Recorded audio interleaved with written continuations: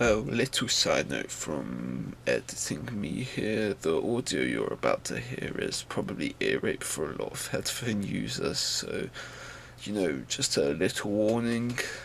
I'm sorry, but I kinda tried rushing the audio for this video, so, I sat extremely close to the microphone, so expect some moments where you'll probably hear me, shouting down your ear, but that's about it, and let's get into the video.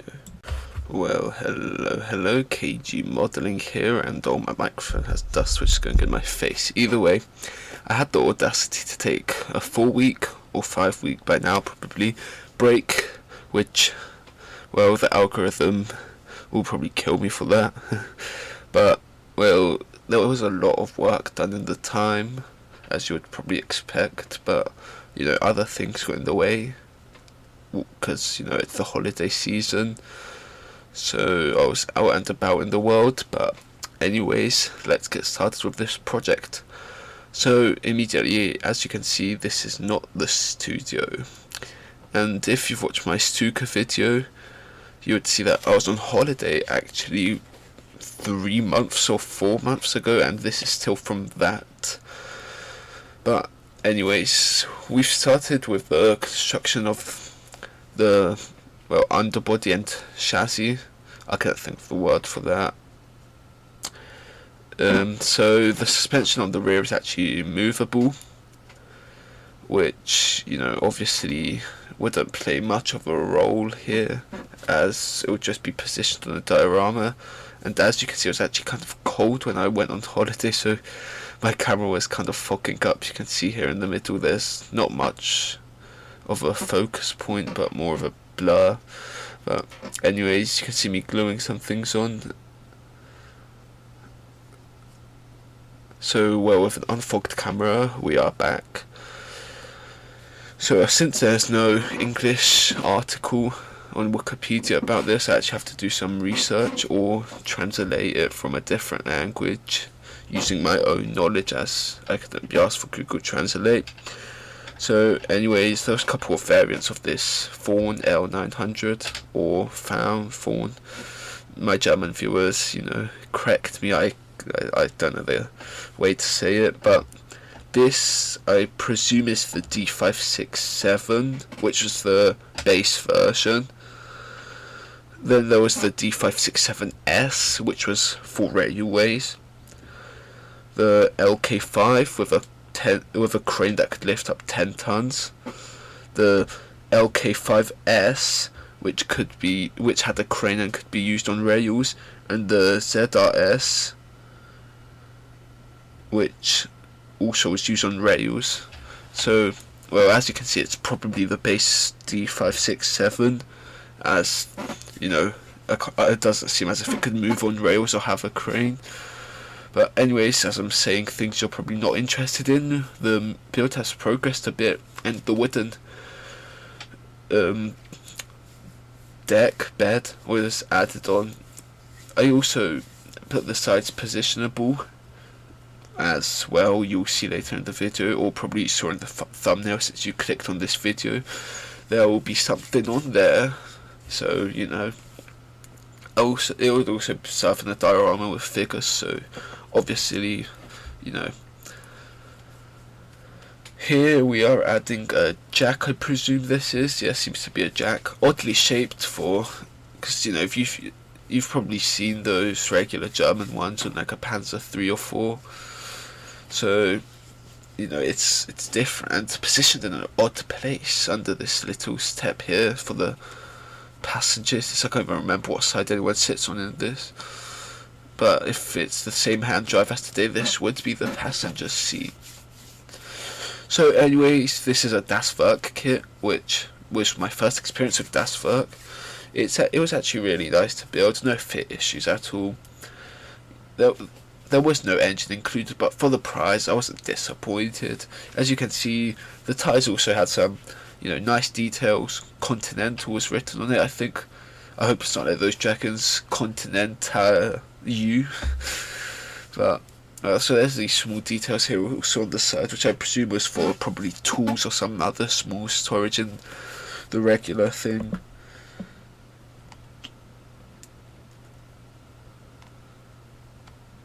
So talking about that engine there, is not there. It would be a 6-cylinder 13.5 litre engine, which well, is massive. If you think about my Lotus video, that thing had a damn, I can't even remember what size the Cosworth was, but it was between 1.5 and 3 litres. So, well, you know, just that idea of scale. You know, these things are huge. And well, as you can see at the front here, the width indicators, yeah, that was my mistake to put them on at this point. As you could guess, yeah, I don't even know where they are. They were probably left here on holiday or like somewhere. Like don't even ask me where they are. The doors were left open because, well, the diorama is going to be it standing in Africa, actually. From what I've researched, this thing did stuff in Africa or in the DAC. So, you know, I obviously wasn't gonna make the diorama in like whilst I was driving, as that'd be, you know, harder to do, and kind of, you know, I'll need to get figures to do it, and you know, a sense of motion is kind of hard to portray in a diorama if you've ever tried before, but you know. So here was technically the whole thing, and well, we're back in the studio. So I can't even tell, is it primed or painted Panzer Grey? I think this is it, primed. Yeah, the Panzer Grey I have from Ammo is actually so similar to my black primer that I sometimes can't even tell where I paint. So, you know, sometimes I need to dilute it with white or buff or some other sort of colours. Well, oh, and you can see there, the right width indicator is already half gone, and the left one is still having on there. Yeah. By the end of the build, you'll see that that's yeah. So anyway, something I forgot to mention is that Das Werk gives you like the sag for the wheels, which is actually really nice, because obviously this thing weighed around 9 tons, so you know. Okay, the rear bed had to be painted. I thought of leaving it just regular Panzer Grey, but then again, that's boring. And oh, I'm showing paints upside down, so well, I can't even read what paints those are myself, but I just used different tones of browns from Vallejo's Allied camo set, is it, or German Axie camo set, or something like that. Anyways, it's on Amazon, you can buy it there. I know not to support, I'd rather support smaller hobby stores, but I couldn't find this pack anywhere near me. You know, if you've got a link, then sure, leave it down below. But anyway, so these various browns were used, not in a specific order, but you know, different what they called planks of wood were picked out in different colours. You know, dry brushing. You know, there's also a nice wood texture on it, so I tried to retain that, not just flooding the surface with paint. And well, here the sides also had to obviously be painted, because there would also be wood. And most of this would eventually be covered up, which I almost cried about. But, you know, it had to go. So as you can see there in the front left of the bed, there's some ammo boxes, some, well, shells laying around, and the telescope sight, or whatever they're called. They're unpainted yet, but that was part of the figure set that is going to be used in this diorama. So yeah, I think the wood actually looked really nice, and sharing it on Reddit, a lot of people actually enjoyed it. I think it's probably my most upvoted post on there. But anyways, the metal bolts and the lining had to be picked out. You know, it wasn't too exact, as my small paintbrush seemed to, well, disappear. But anyway, swiftly moving on, we have Eduard's 132nd. Yes, that is the closest scale I could get to 135th, except from border models, but, you know, I wasn't willing to pay £70 just to be used as a side prop. But anyways, it's Bf-108, an aircraft I have not seen much about anywhere. Anyways, we swiftly have assembled the cockpit already, as there was a lot of PE in here actually, which Eduard nicely give us, a reason that I love them. And well, it was just harder to do that, you know, with plastic. So yeah, here's everything painted up, you know, no weathering or anything yet, but the grey was Tamiya Sky Grey, I would like to say, but you don't take my word for that. But it's my first experience with Tamiya paints. It was actually really nice. And well, they went down really nice on the primer, really evenly. And, you know, I left some areas of that black primer showing through just for that, you know, what's it called? I wouldn't say pre-shading, but for a subtle bit of weathering. So anyways, as I speak, you can see me quickly, no I'm joking, this is sped up, assembling the engine. And well, I always speed up these engine assemblies, as bloody hell it takes me ages to do. Like, it's not even a joke, I feel like engines always just pick me out, because I just can't do them quicker than like 5 minutes. Everything just like, I don't know, if you would watch my damn Mark 5 video from ages, almost a year of this channel, oh, we have to celebrate that in some way, I guess. But anyways, yeah, if you were to watch that, you would see that, well, that took me ages. And even on the Stuka video, that also took me ages, and it had to be sped up. So I don't know, it's just something about these like little sub-assemblies that kind of, I don't know, it not bothers me, but just I never seem to have the ease of, you know, assembling them like any other part. So anyways, as you can see, this is an 8-cylinder engine. And swiftly moving on to my information gathered about the Bf-108.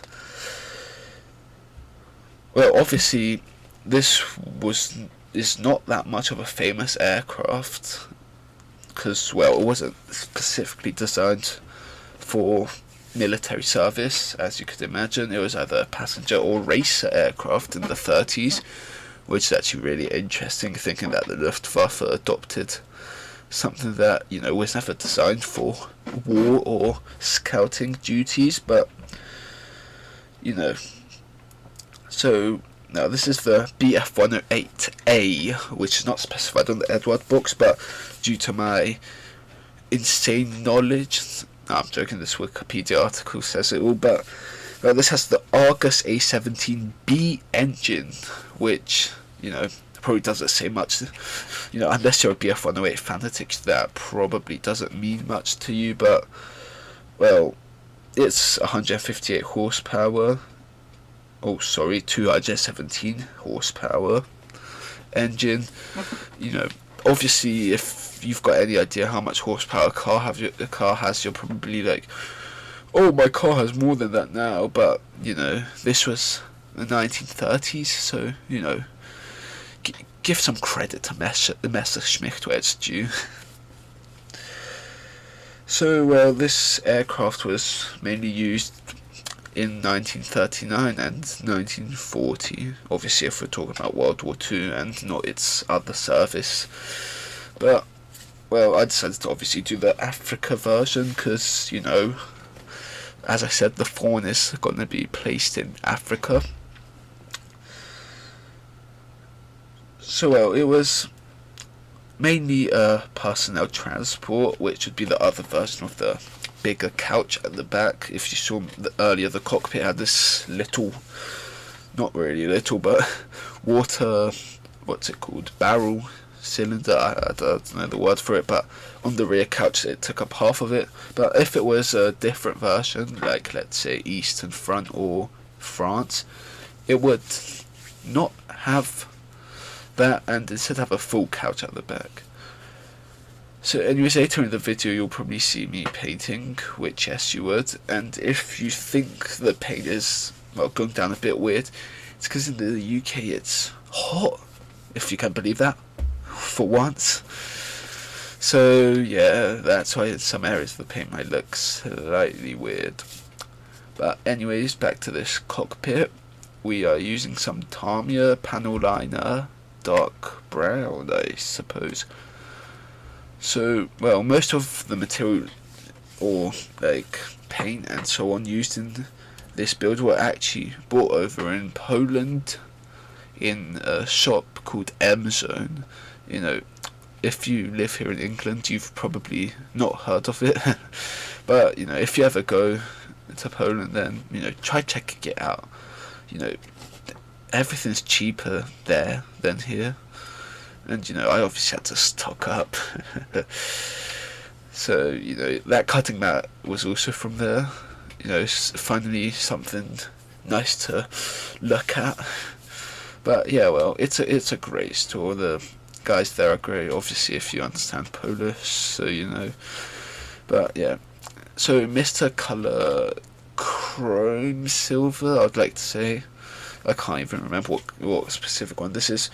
But well, that was used here for the engine and other chrome parts in this build. And well, it sprays out actually really nice using the Mr. Colour Thinner, which was bought in Hannants, London, next to the RAF Museum. If you watch Mac Models, you've probably heard everything about them. But anyways, great guys, you know, lot of stuff, so you know, go check them out.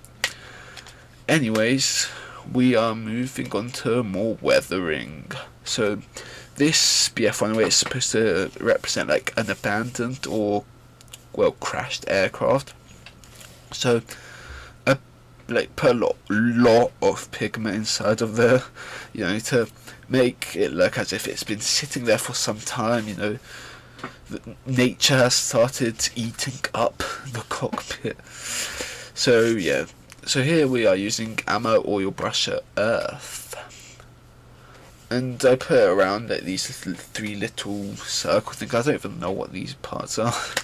I'm presuming some sort of cap or something, but well, that's probably up to you guys to tell me below. But anyways, we put down some oils to represent like some rust or leak, and you know, with this flat white brush we just stroke it, that's the word for it, down. But anyways, you know, this obviously gravity exists, so you know, and with this red primer we also want to simulate some sort of, you know, rust and other things. And the exhausts and cylinders were, well, also stroke, would you say, with this paint. I actually, you know, from this I've actually gained a lot of experience with oils. In my Panzer III video, it's probably the most I've used oils ever. But, you know, here I've actually learnt some control and, how would you call it, way of usage of these oils. You know, the wisdom has finally got to me, and as you'll see later, you know, I experimented with them a bit on the underside, which would not be seen, obviously, but yeah, more on that later. So we fitted the two halves, and well, me being the sort of, I don't want to say idiot, but you know, I just wasn't patient enough and just glued them haphazardly, and well, it came out that in some areas there was a step because I did not bother actually aligning them, so that had to be slightly sanded down. But otherwise, other than that, Eduard, no flaw or anything. So as you can see here with a figure, the scale is about right. You know, obviously a tiny bit larger the Bf-108 is, but you know, on the diorama it probably won't be seen. As you saw on the left side also, I decided to cut out that part for the engine with the exhaust because, you know, I wanted it to be seen, not all of that effort gone. So here we are onto the vertical stabilizer and rudder. So as with most kits, the rudder was two parts. At least that's what I've experienced. Most kits have two-part rudders. And here it was glued on. Also, the rudder and vertical stabilizers were you know, slightly turned as if the pilot had some sort of attempt to, you know, save this aircraft before plummeting down into the ground. Or actually, it wouldn't be more of a plummet, it would be more of just a like sort of safer, more of a bouncy landing, just, you know, because otherwise the plane would be gone. But, you know, it just kind of, you know, tells a story within this diorama. So yeah. And by the way, if you're watching this in the middle, you know, thanks, I guess.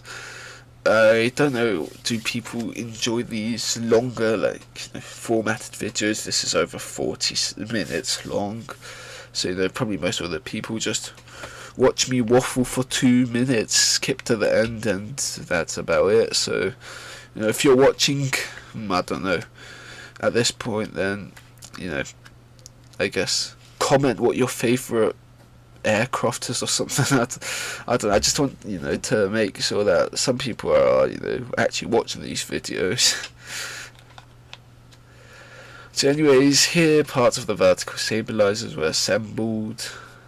As you'll see in a second, you know, as I said, I'll position them so that as if an attempt to save the, what's it called, aircraft was, you know, made. But obviously, as we can see here, he did not lift up because it's going to be on the back of a truck. So, well, what more can I say?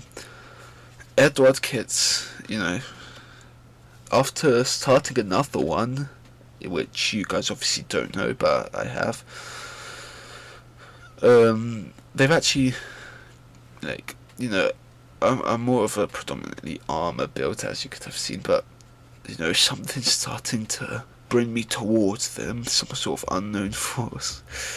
No, but actually, that inclusion of the coloured PE for the instrument panel, seat belts, you know, all other smaller details in the cockpit, just, you know, level it up a step than other kits, and especially that it just makes it look so much better than, I don't know, without anything. Like, obviously aftermarket, like, photo etch from Eduard exists for kits that don't have it, and then also 3D decals exist, which I am yet to try. So, you know, everything's ahead, but, you know, if you don't like aircraft, then I'm sorry. But, you know, there may be more in the future. So anyways, as I was saying, here is that positioning: left up, up, and right down. So, you know, obviously if you know anything about aircraft, this would probably, and the rudder being left, this would make it go into like some sort of uncontrollable spin. So, you know, but I guess if you're in an aircraft that's, I don't know, let's say shot by, well, a Spitfire or whatever, then you'd probably be kind of panicking, you know, you're on fire, going down, and I don't know what else you would think at that point.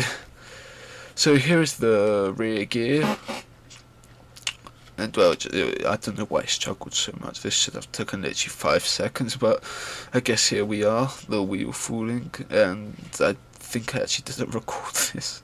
I think I done the recording off after this, because, well, I don't this is just hilarious to watch, sorry guys. So also, if you could hear my voice a bit different, my throat is extremely dry, as well mentioned before. It is actually over 20 degrees here in the UK, which is probably something we'll never get after the summer until, well, a year's time, but, you know, who knows. So anyways, with that recording ended and the rear gear finally assembled, we can move on to positioning it, or how should I say, putting it on. So me being smart me, obviously the sprue connection point to the, what they're called, connection points, I've used that word too much, but anyways, the part that's supposed to go into that hole there was the connection point to the sprue of those two parts that go around the wheel, and well, I snipped it off. So it's just a rough estimate of how it stands in there, you know, nothing. It was glued with super glue also to ensure, you know, it actually fits.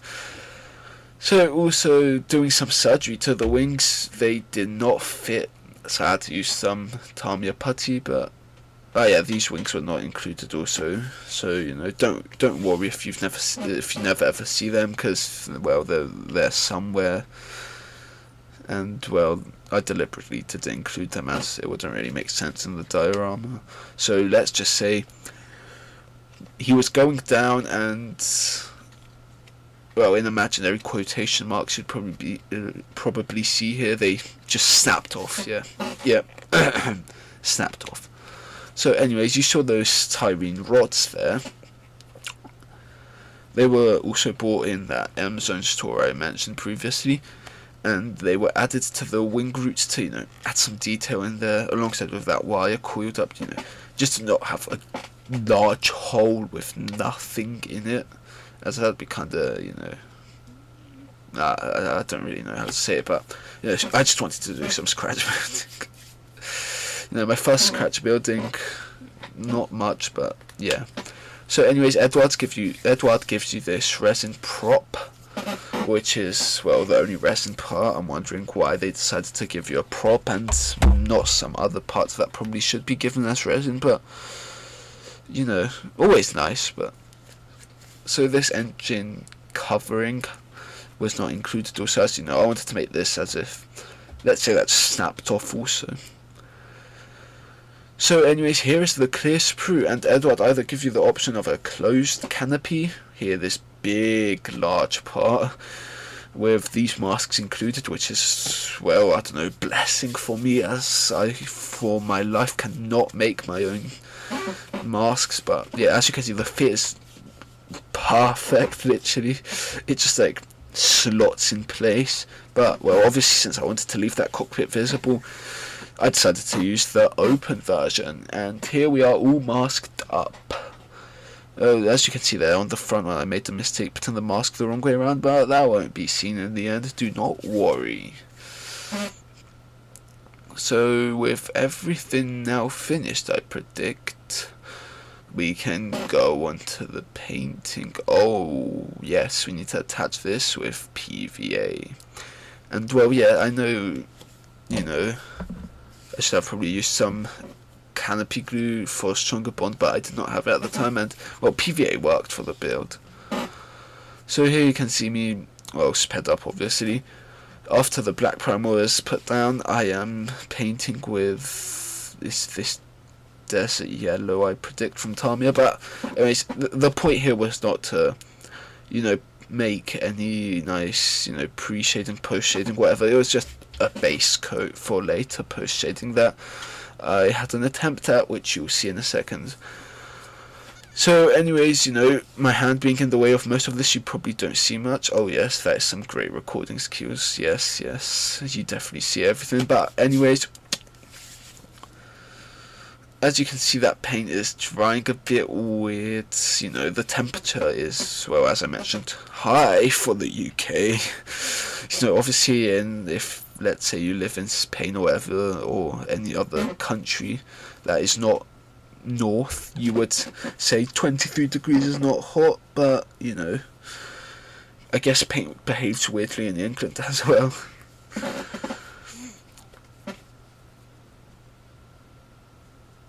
So anyways, here you can see me first. The cockpits were also, Canopy was also primed black, so that, because that's the colour you would see on the inside, and then it was painted at the top with this desert yellow. I also put just regular masking tape on the other side to, yes, you can see that's desert yellow. Anyways, I also put it on the other side to ensure I don't get any overspray there. And here with, I did not even see what yellow that is, I predict this is dark yellow. Anyways, in between, wait, if my hand moves out of the way, yes, in between the panel lines we paint with that colour. Oh yes, you see everything now. Oh yes, at this moment especially. Yes. Anyways, in between all the panel lines, this was added as a kind of post shading, but well, it looks stark now because, well, obviously it's such a different tone from dark yellow, so it looks extremely, you know, stark, as I said, but this was toned down with a unifying coat of dark yellow later. So since you guys cannot see much in a second, I decided to turn off the recording as well. This was more of a precision task, especially with my airbrush, which is not too precision, how would you say, aimed. So, you know,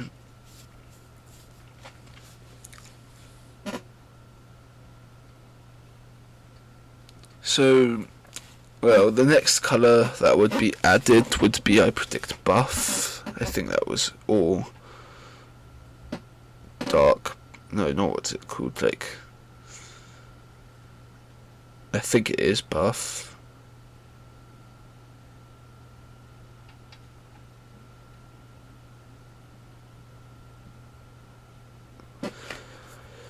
So, well, I don't really have much to say. You know, I would talk about the painting, but there's not really much to talk about. Like, you know, for this, I thinned down the paint slightly more, like, let's say 60-40. You know, I don't really know what to say about the rest of the painting. You know, if it's probably the first time a lot of you have seen me paint on here, which is, well, you know, you're probably thinking, oh, this guy doesn't know how to paint. But, you know, well, with everything done now, I think that is a buff, actually. Well, it was placed in between those panel line joints. Yes, we need a well, really thinned down, let's say around 80-20 coat of dark yellow to, you know, just unify. As you can see, there is still some of that post shading effect left, but well, obviously it's not as, you know, as much as there was. No, I think it's for the better. So the underside obviously cannot remain black, as this is not a night fighter, if you couldn't have not guessed. So, well, this is one of those Italian paints I used for my Stuka, which is, I don't even know what this colour is called, but anyways, it's this sort of light grey blue colour. And again, the paint dried a bit weirdly. So anyways, here you can see decals on. And, well, I didn't actually use the proper scheme, because that one would have a green camo, but, you know, with my Stuka I've already had enough of yellow planes with green camo, so, you know, I decided to do something else. And with that underside, that wouldn't be seen, you know, a lot of things were tested out. You saw that black there, that's not important, so, you know, just don't mind it. The walkways are also painted grey, and a bit of black was put on them, as if, you know, the wings were, you know, like, burnt off or something. So, also, there is no wash on it, so after putting another layer of varnish on and pressing the decals down, we can put that same wash we put in the cockpit. Oh, and the prop was also painted this in a wood, like the same way as the Faun you saw earlier in the video, which was probably 30 minutes ago by now, but well, it's actually kind of weird how recording your audio goes by so quick. So anyways, oil brushes. So I did not manage to read what colour it is, but this is some sort of green, dark green. It's supposed to just represent filth gathered around the panel lines, and, well, obviously if this would be seen, I would, you know, do it around every single panel line, bolt, whatever, but, well, I think it actually looks nice. And with that same earth that I used earlier for the engine, this was put around where the exhaust would be. You know, the effect it gives off is, well, good, but sadly it's not going to be seen. So the walkways had to be dirtied up, as, well, you know, people would walk on them, their walkways. And then to dirty up the aircraft, a dust panel liner, which I've used, not panel liner, oil brusher, which I've used multiple times on here, was, well, used. And as you can see from the brush, which seems to be, I don't even know, tortured by me pressing it down, yes, I have used it many times. And if it was an operational aircraft that, you know, was still being flown, then it wouldn't have as much dust, but You know, this thing is supposed to be like, let's say, buried in the sand for 2 weeks, if not longer. So, you know, it looks nice for that type of, you know, sandy, dusty, covered by nature feel. So some engine stains were used where the exhaust would go. That is probably the worst area to put it on, but I should have probably put on the engine. But either way, it gave off a nice glossy effect, which, well, I don't want exactly there. But after mixing it up, you can see I put it around here, you know, kind of haphazardly. But yeah, I probably should have put it there in the engine instead of right next to it, but it's fine. Especially that I used a sort of stiff old brush, so, you know. Oh, I did actually put in the engine. Damn, I didn't even know that. So, well, this is probably the part most of you waited for. A sharp new blade and canopy masks. So this is my first time using a masking set, so what do you guys think? Any overspray on the first one? Oh, and with my... Well, I don't want to say... You know, I don't want to say anything, but let's just mildly say bad tweezers, because I lost my sharp ones somewhere, but I found them eventually. I decided to remove it by hand, and oh, that is so nice. I don't know what I would do without this masking set, especially that some parts are actually kind of complex on this Bf-108. I mean, it's definitely less complex than other aircraft, but you know, the front canopy, you know, is just... I don't know how I would mask it myself. On an upcoming video of also another 132nd aircraft, which is, well, huge, absolutely, well, it does not fit on any shelf anywhere. If you can imagine my Yaktika diorama, it is, well, like 1.5 times bigger than that. So, you know, it's a video upcoming. It is a Trumpeter 132nd kit. And it is I don't feel like telling you guys right now. But, you know, if you want to leave some guesses down below, you can, obviously. So, well, that was removed, and here is that front I was speaking about, but I won't make you guys watch the same thing all over again. So here we are into the finished product. Well, in my opinion, it looks good. The Faun was also dirtied up using my old, well, non-functioning airbrush that splatters out paint in to, you know, simulate dust, and well, that's the only thing it's good at. You know, not good at anything else except from splattering. But anyways, yeah, I'm actually kind of happy with how this came out.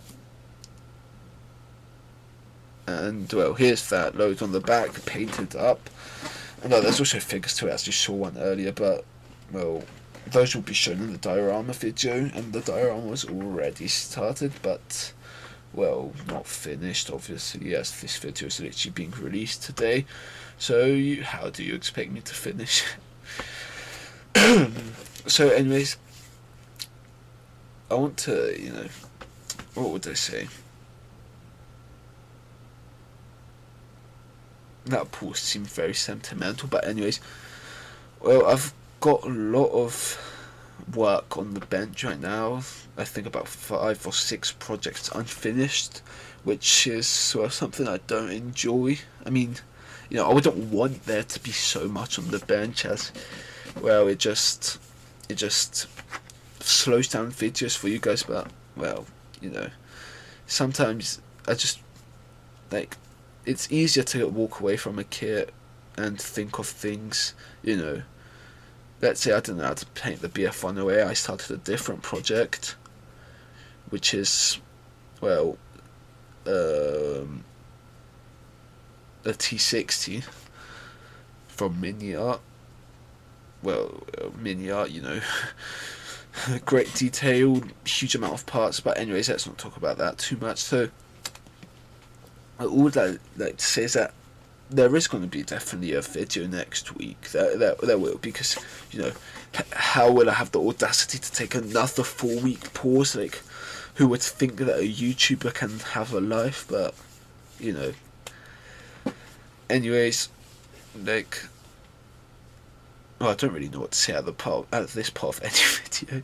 You know, I'd like to say thanks for watching. Obviously, you know, if you've made it to the end and watched through the whole video and heard me speak for damn near 40 minutes now, then I'd like to say thank you. Actually, like, it's not just, you know, a regular thank you from any YouTuber who, you know, whatever, but, you know, I actually respect those people who, you know, even just click on my video. You know, you guys are the thing that, you know, keeps me motivated to do this thing. You know,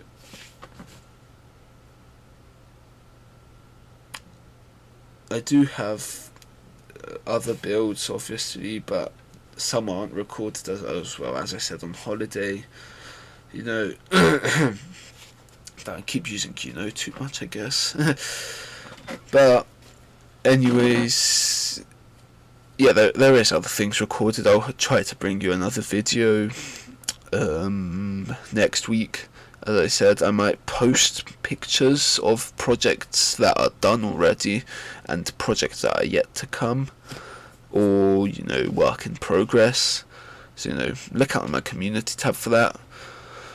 So yeah, that's about all I'd want to say about this project, except from the diorama, which obviously is another chapter for probably another month's of work. But yeah, that's about it for this one. Yeah, so thank you guys for watching. You know, subscribe, like, whatever, comment, you know, for the algorithm or whatever. But anyways, goodbye, and, well, see you in the next one.